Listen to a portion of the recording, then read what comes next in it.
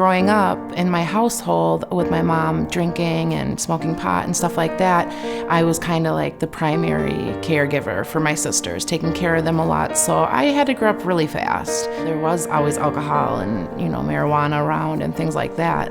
So I knew what it was from a very young age. It started, with me smoking a little bit of pot and then, alcohol on the weekends. When I did OxyContin for the first time, I fell in love. It was just immediate relief of all stress, all worries. I just felt like I was on cloud nine. I had got myself into a little bit of trouble with a felony theft charge. I ended up showing up to court, completely blacked out, stumbling, slurring my words, all of these things. And the judge right away was like, put her in jail. I just begged him. I said, please. I said, it's not prison that I need. I said, I need sobriety.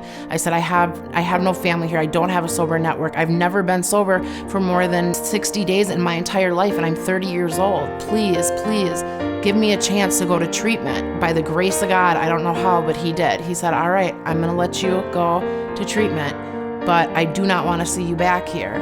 So it was at that time that I had decided something needs to change in my life.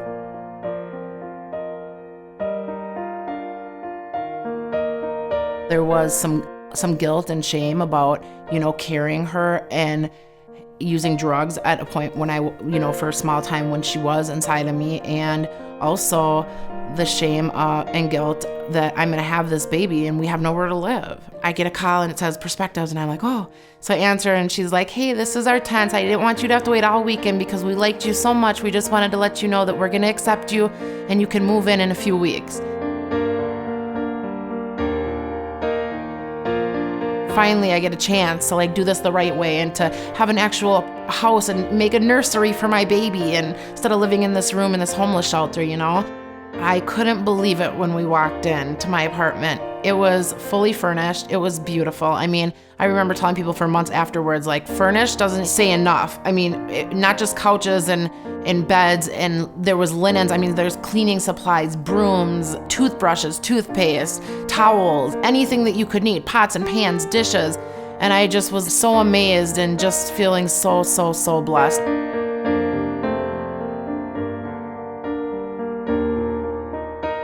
Because of some past trauma and my addiction, I have a hard time kind of trusting people.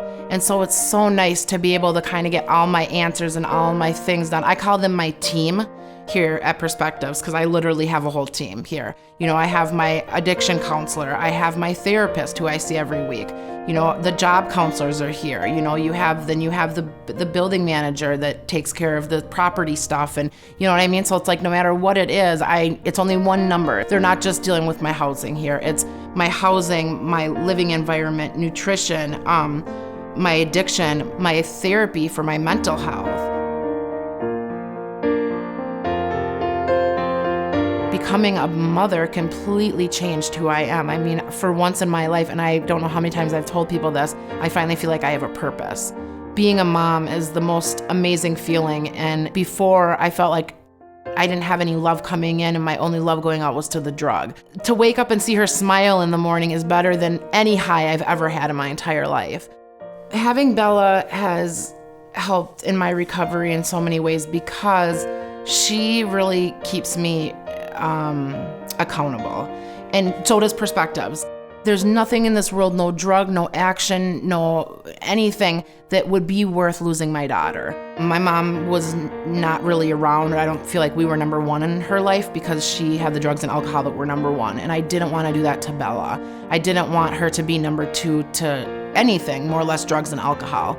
I wanted to be able to give her the structure and discipline and support that I feel like a kid should have, and what I feel like I wished I had as a kid. My hopes for Bella growing up is just that she gets to see me as a sober, healthy, happy mom that I am and that I have been.